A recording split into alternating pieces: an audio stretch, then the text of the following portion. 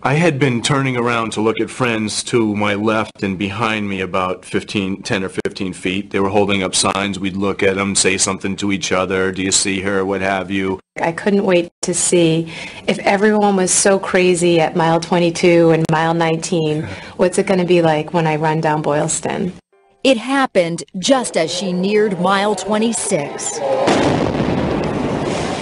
So when the bomb went off and it hit you, what was happening around you? I mean, what did you first notice? What went through your mind? I have a vivid memory of seeing my daughter and my friends being blown back, falling backwards, my daughter's arms outstretched like this and just falling backwards. I think my wife took the brunt of the impact. When I turned back around, she was no longer there and nobody was standing up anymore in front of me. So for a couple of seconds, I just looked left and right and then looked down and there she was. Your wife? My wife, Celeste. I saw her eyes were open, and it's still at this point, I don't realize that this is a bomb that exploded. I see her eyes open, I know she's alive, and then I start looking around, and there are limbs everywhere and blood, and I look down her body to see if she's okay, and I notice her legs. And that's when it hit you.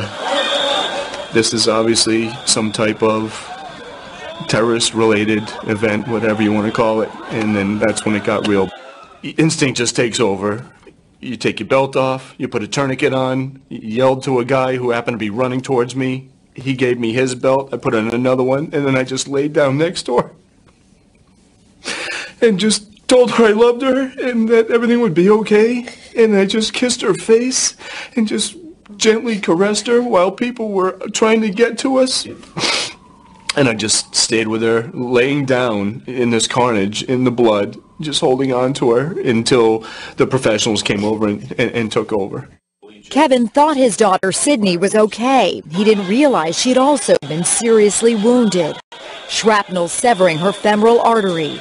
These pictures of Sydney lying on the ground are some of the most powerful images of that day. Strangers hovering over her and comforting her.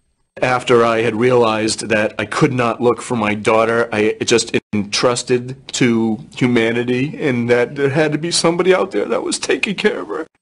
One of those people was Matt Smith. He helped stop the bleeding. He kept her calm. He kept her calm. Meanwhile, at the finish line, Carmen was looking for her family amid the chaos. You were just right there near the finish line. Your own family, too. Your husband, your kids, your 3 kids were there, too. They were at the finish waiting for me. And I was terrified that my family was all gone. Everyone that I loved was there. Carmen finally found them and then rushed to the hospital to be with her sisters Celeste and Kevin. Celeste's injuries were so severe, doctors had to amputate both her legs below the knees. An hour after the bombing, the family discovered Sydney was being treated in the same hospital. But it wasn't until Kevin spoke to her doctor that he realized how seriously Sydney was injured. So I asked him in no uncertain terms, because I needed to know just myself, what's your opinion? How bad was this? And he said this was a mortal wound.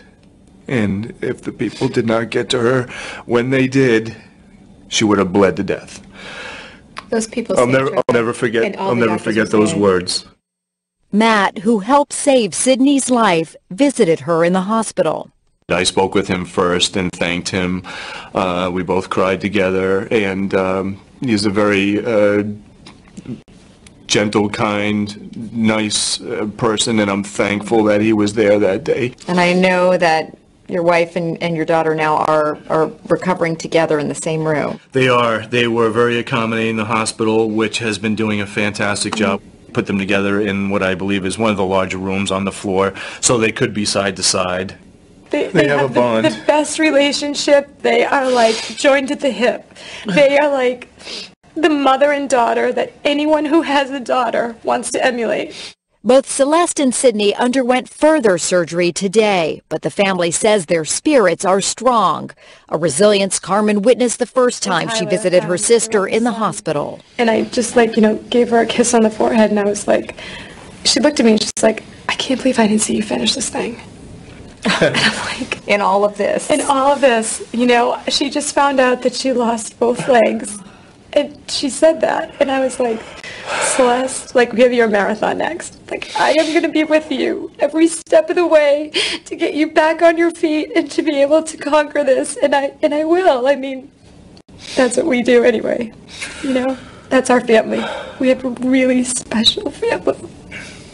Kevin, I know you're looking at a very long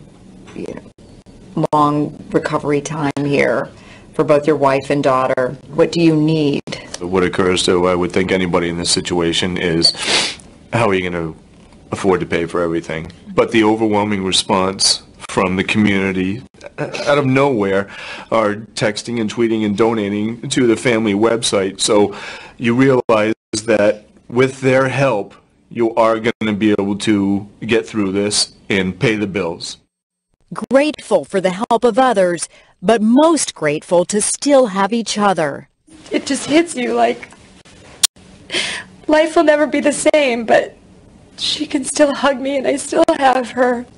She's my very best friend, and I'm just so thankful to have her in whatever capacity I do. And after all they have been through, Kevin